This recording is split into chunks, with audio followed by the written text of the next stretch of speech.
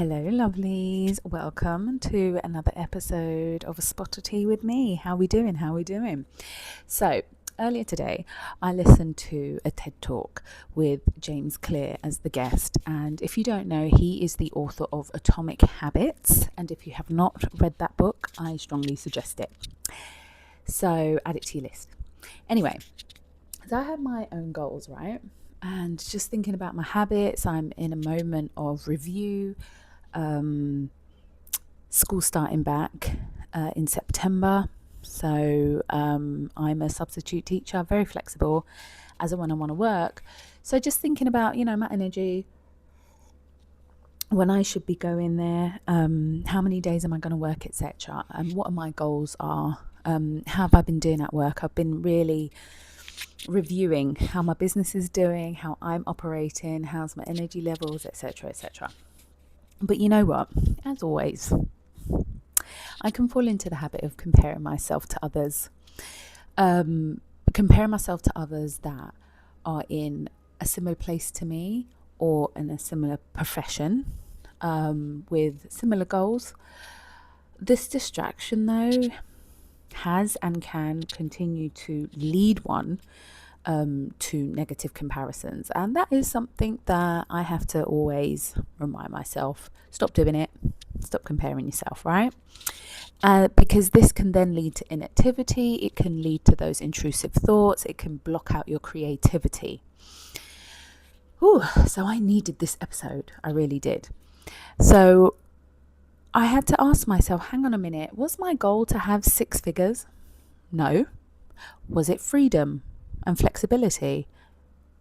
Yes, it was. Am I prepared to lose sleep, time, energy, etc. for this goal? Actually, at times, no, I'm not. At times it's necessary because that's just the nature of being an entrepreneur and a business owner. It's just necessary, but ultimately my value system says no. So what do I need to do to refocus my habits as an entrepreneur, as a woman, as Alicia? What am I going to do? So part of my strategy was revisiting the bigger picture. What's my bigger picture and what are my values? Yes, I'm reaching black and brown women. But it's also changed to black and brown businesses, not necessarily female led. Some of my clients, they're black and brown led businesses, but they're not led by women. So my values have expanded. My mission has expanded. Am I empowering others through coaching and creativity? Yes, I am. It might not be life coaching, like I'm operating in a life coach in that moment, but no, I'm operating as a coach. I'm helping my clients maintain a work-life balance. What does a resilient CEO look like? What does health and wellness look like in the workplace or as you're building your brand? Do I have time for my spiritual routine? Because at the beginning of my journey, my spirituality, my spiritual schedule was my top priority. And so why am I comparing myself to others in a professional space who may not have those priorities? So my priority might mean that I'm not prepared to make certain sacrifices, and that's okay. That is totally fine. But I have to be authentic and true to what my priorities are. So, do I have more time for my spiritual routine now? Yes, I do.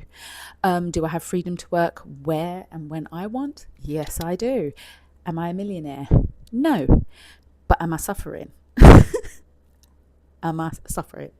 No, absolutely not.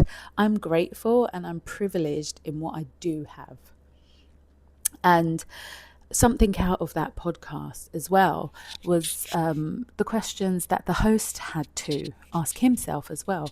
Like, is he prepared to sacrifice time with his kids in the evening for this podcast? No, he's not. But counterparts, other people who have successful podcasts, maybe have that freedom to do so. And that's on them. That's fine. But those are not the things he is prepared to sacrifice. So make your habits enjoyable, make them true to your value system, Analyze your value system. How does that work within yourself, within the place of work? What's your priority in life? What's your priority as an entrepreneur or just as an individual in life? What's your priority? How does your big picture look? How does it feel? And are you missing out on what you actually currently are achieving and what you currently do have because of comparison? So sitting down quietly and just looking around at what you do have. How are you approaching what you have with gratitude? All right, my lovelies, that's a spot of tea with me. Have a great day.